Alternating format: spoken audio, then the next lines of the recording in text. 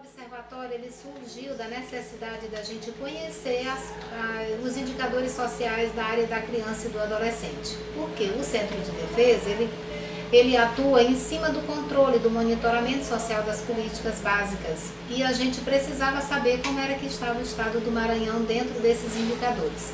Então, o Conselho Estadual da Criança e do Adolescente, o SEDCA, ele deliberou por um observatório criança em que a gente pudesse fazer o levantamento desses dados, pegando as fontes primárias e secundárias sobre crianças e adolescentes dentro do estado.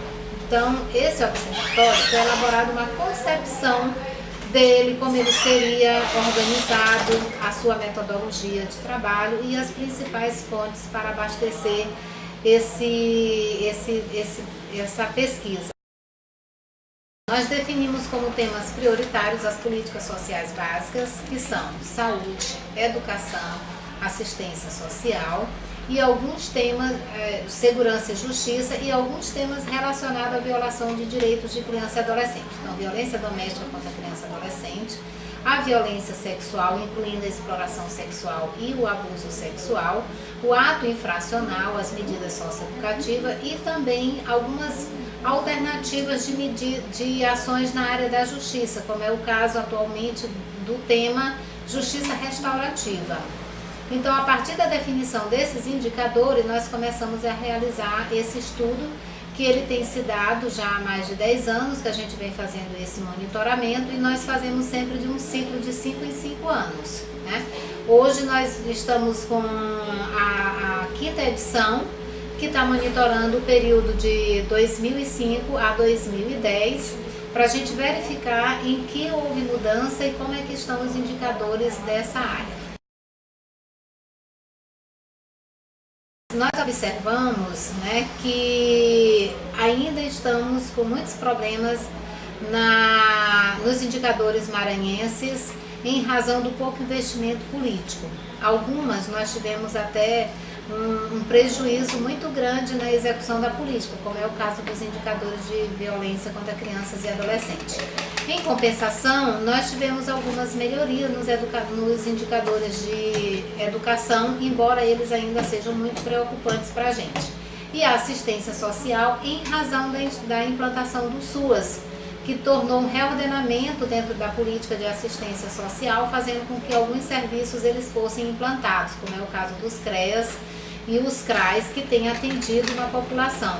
Então, esse último observatório, ele aponta que nós tivemos uma melhoria na redução dos indicadores de pobreza ou extrema pobreza dentro do estado do Maranhão.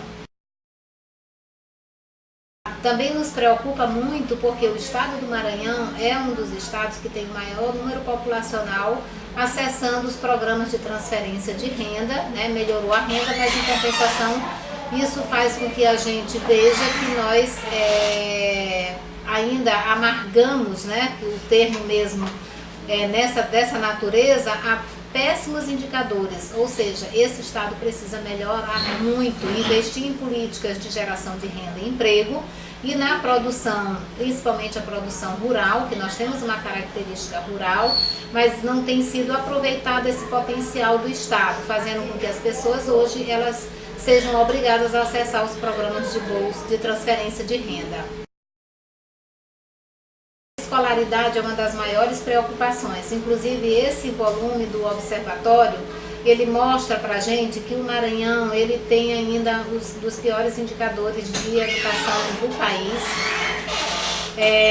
E entre esses, a educação de ensino médio é muito preocupante. Até 2010 nós só tínhamos 58 municípios maranhenses com ensino médio, o que é dramático porque nós possuímos 217 municípios.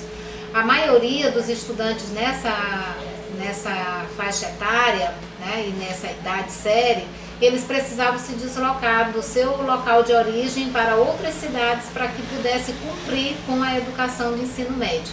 Então o Estado ele fez um programa de aceleração que inclusive mudou um pouco os indicadores, mas isso não significa que tenha mudado a qualidade do ensino, porque muitos alunos voltaram à sala de aula novamente por se sentir prejudicado. Tinham uma titularidade, mas não se sentir habilitado para o mercado de trabalho ou para entrar na faculdade. Então, a educação para o Centro de Defesa Marcos Passerini é um tema prioritário.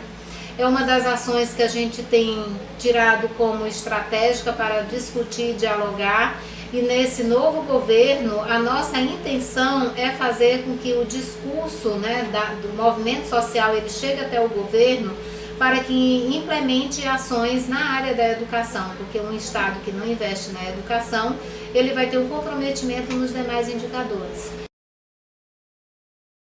Embora o observatório ele não tenha feito a pesquisa, né, sobre os indicadores da criminalidade, mas nós temos acompanhado, por exemplo, o mapa da violência no Brasil, e o estado do Maranhão é um dos estados em que tem crescido mais o número de homicídios, né, tanto adolescentes e jovens que são assassinados, quanto adolescentes e jovens que estão cometendo crime, né, e atos infracionais. Isso para a gente é muito preocupante, porque no período de uma década o crescimento foi em torno quase 300% para o estado do Maranhão desse tipo de criminalidade. Então isso tem dois pontos que eu considero que tem tudo a ver: é a educação, pela sua fragilidade e insuficiência, e a geração de renda, que não há uma oportunidade para que o jovem entre no mercado de trabalho. Então eles têm se envolvido muito cedo com o crime organizado e se tornado aviões e traficantes também, dada a vulnerabilidade que eles se encontram. Nós acreditamos que uma nova forma de fazer justiça se faz necessário, porque o atual sistema ele é ineficaz, ele não tem tido nenhum tipo de resultado positivo. Nós precisamos experimentar algo novo, e a justiça restaurativa ela está alinhada com o princípio da ressocialização, onde o envolvido ele tem que reconhecer a sua conduta delituosa, ele tem que reconhecer a sua responsabilidade frente ao fato. E somente ele reconhecendo essa responsabilidade, ele é capaz de adquirir novos valores e não mais voltar à reincidência. Então, os parcos exemplos que a gente tem de justiça restaurativa no Brasil, como é o caso de São Paulo, já tem um resultado de que a reincidência ela é muito menor. Então, isso para a gente aponta um horizonte de possibilidade maior. A violência sexual a gente considera que não que ela tenha crescido, a gente considera ainda hoje mais de 15 anos de atuação dentro da sensibilização da sociedade para denunciar, os órgãos para melhor atender a demanda. A gente considera que essa demanda era uma demanda reprimida e que agora ela passa a ser denunciada. Então há um crescimento da denúncia nesses termos. O perfil ele é um perfil muito preocupante, porque são crianças que são abusadas sexualmente, e esse abusador ele se encontra no seio familiar, ele é muito próximo da família, geralmente o padrasto, um tio, um avô ou o próprio pai. Então essa configuração ela tem se dado desde a década de 90, quando a gente começou a acolher as denúncias de violência. Mas no momento há uma preocupação muito grande, porque a sociedade ela tem denunciado, hoje há um registro significativo de casos, mas o sistema de defesa e responsabilização ele não tem conseguido apurar e dar uma resposta satisfatória à sociedade. O que ocorre? Só o Disque 100, por exemplo, né, em que a pessoa liga anonimamente, então isso facilita ela revelar a situação. Esses casos nem sempre são apurados pela delegacia, eles estão ficando arquivados porque a demanda é muito grande de trabalho, não tem um corpo de profissional, de investigadores para ir fazer a verificação da denúncia, e muita coisa é denunciada, mas ela se perde dentro do sistema. Então há um resultado ainda muito pequeno que a gente considera, dado os números que foram denunciados. Nós fizemos uma comparação e a gente vê que em torno de 10% só dos casos que são denunciados que eles estão tendo um procedimento da investigação até a responsabilização do agressor. Isso significa dizer que mais de 90% ainda ficam sem responsabilização. Foi uma preocupação do movimento da criança e do adolescente, inclusive a gente trabalhou com a perspectiva da não revitimização quando há a denúncia da violência. Para evitar isso, uma das estratégias foi a criação de um centro de perícia para periciar os casos de violência, em particular violência sexual e psicológica. Então esse centro de perícia, que é o CPTCA, ele funciona dentro do Complexo de Proteção à Criança e Adolescente, que ele é formado pela delegacia, que é a porta de entrada. O centro de perícia, que é uma perícia criminal investigativa, técnica, o Ministério Público e a Vara de Crimes contra Crianças e Adolescentes. Em termos de perícia, nós consideramos um grande avanço do Estado do Maranhão. É o primeiro centro de perícia do Brasil e ele tem feito um trabalho muito significativo, capaz de materializar muitas situações de violência que são denunciadas. Esse centro de perícia, ele trabalha realizando um laudo pericial da criança que ela é violentada, sofre a violência, e esse documento ele é encaminhado para a justiça e é a partir dele que o processo ele pode ter andamento. O centro de perícia ele tem uma composição de 3 tipos de perícia: é a perícia médica, a perícia social e a perícia psicológica. Isso para poder superar o limite que se tinha antes, somente do exame de conjunção carnal ou do exame de corpo de delito. Hoje a gente pode apresentar quais foram os indícios de traumas e repercussão da violência para criança e adolescente no âmbito psicológico e social. Então isso qualificou bastante o processo em termos da investigação. Esse centro de perícia, ele se contrapõe, por exemplo, ao que está sendo discutido no país, que é o depoimento sem dano. O depoimento sem dano é uma metodologia de escuta de crianças e adolescentes que já é mais humanizada. Ela iniciou no Rio Grande do Sul com o juiz da Vara da Infância e Juventude, o Dr. Daltoé, e se tornou um projeto de lei para ser implantado no país inteiro. Só que aqui no Maranhão a gente fez uma discussão diferenciada, muito mais técnica do que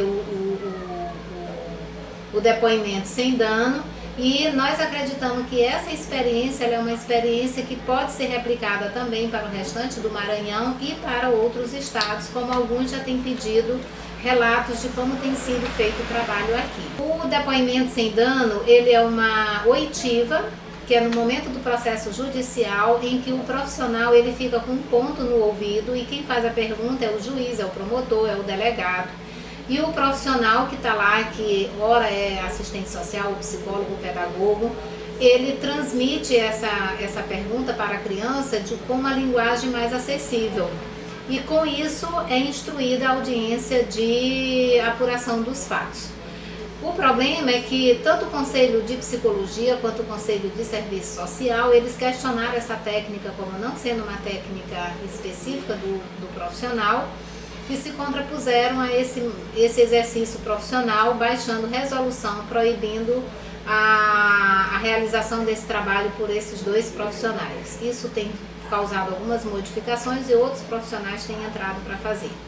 Mas uma ação do Ceará derrubou a resolução do Conselho Federal de Psicologia, que atualmente está discutindo a escuta de crianças e adolescentes. Nesse momento, ou seja, agora no mês de novembro mesmo, nós mandamos a experiência do Maranhão para o CFP, que está avaliando as técnicas de escuta de crianças e adolescentes no Brasil. Então, no centro de perícia, como ela se dá? São feitas sessões de escuta psicológica na forma de investigação pericial. Essa escuta ela é lúdica, se for criança é através de brinquedos, se for adolescente é através de recurso de linguagem voltado para a adolescência, e a partir do discurso, da fala dessa criança e desse adolescente é construído um laudo pericial em que vai apontar os fatos, mas também interpretar os danos psíquicos que isso causa para a criança e para o adolescente. Então ele é muito mais completo e ele dá muito mais subsídios e argumento para a decisão judicial. Nós estamos à disposição, inclusive, se for o caso, para apresentar esse trabalho, e até o momento não houve questionamento da prática exercida no estado do Maranhão. O Maranhão, ele potencialmente tem sido afetado pela exploração sexual, já que os indicadores de vulnerabilidade são muito grandes, e essa exploração ela tem se dado em postos de gasolina, em casas noturnas, em praças, mas também no tráfico de adolescentes para fins de exploração sexual comercial. Por ser uma cidade em que ela é portuária e também tem um potencial turístico muito grande, esse público finda sendo vulnerabilizado pelas condições de renda, mas também pelo entusiasmo que um adolescente tem de ter uma vida diferente, de poder realizar determinados sonhos, e essa atividade ela é muito mais lucrativa, então encanta e ela se envolve muito mais facilmente. Houve uma pesquisa na década de 90, início dos anos 2000 aqui, que foi a Pestraf, e essa pesquisa identificou que há um fluxo muito grande de meninas que saem de pequenas cidades para cidades maiores, e daqui ela vai para Fortaleza ou Belém, e de lá elas saem para outras localidades. Então hoje nós temos também uma atuação efetiva sobre isso, fizemos até uma campanha dizendo que o turista ele é bem-vindo na nossa cidade, mas que a gente precisa proteger as crianças e os adolescentes. Fizemos um trabalho com as escolas, com organizações, sensibilizando as próprias adolescentes de que essa proposta ela pode ser nefasta para a vida delas. Já estamos fazendo a pesquisa há mais de 10 anos e essa última edição nós sentimos mais dificuldade nas fontes, por não estar sistematizando. Alguns já tinham da produção de dados estatísticos, deixaram de produzir dados estatísticos, outros não conseguem fazer uma organização do seu atendimento. E eu posso citar alguns problemas. Os conselhos tutelares não estão produzindo os relatórios com o seu atendimento, que geraria um dado, uma matéria-prima muito interessante para ser analisado. Então esse é um prejuízo. O outro prejuízo foi no âmbito do sistema de defesa e responsabilização. A delegacia não está produzindo mais a estatística como ela fazia antes, então houve um prejuízo, nós não podemos analisar. Então foi parcial os dados estatísticos que favoreceram a análise dessa edição do Observatório Criança, o que a gente lamenta muito. E está na nossa pauta a gente fazer uma discussão com as políticas públicas para voltar à importância de fazer o registro e documentar os atendimentos feitos, porque é a partir deles que a gente tem condição de conhecer melhor a realidade. Temos experiência de observatório em vários temas e em vários estados, então uma dedicação maior, eu tenho certeza que vai favorecer isso, ou até mesmo comparar esses dados com os dados que já são publicados oficialmente no IBGE, no DataSUS, o mapa da violência, os indicadores que o Unicef também produz, Então é possível a gente fazer uma análise um diálogo entre esses diversos dados que a gente coleta, porque aqui a gente pega alguns que eles são mais primários, que a gente chama, ou alguns a gente até já pede a opinião das instituições a respeito ou dos profissionais, o que favorece uma leitura mais aprofundada. A gente pensava que o avanço fosse muito maior 25 anos depois do ECA. Ainda temos casos, áreas que não mudaram tanto. O estigma ainda é muito forte sobre a criança e o adolescente, principalmente o adolescente autor de ato infracional. Eu acho que as mudanças foram muito poucas, não houve ainda o reordenamento necessário das instituições que atendem. E a visão da sociedade sobre o ato infracional ela ainda é uma visão muito perversa, de que ele deva sofrer na mesma moeda. Então a gente herda todo um procedimento do antigo Código de Menores, mas que isso também está alinhado com a responsabilização do adulto, que nós continuamos fazendo a linha punitiva e não a linha da responsabilização.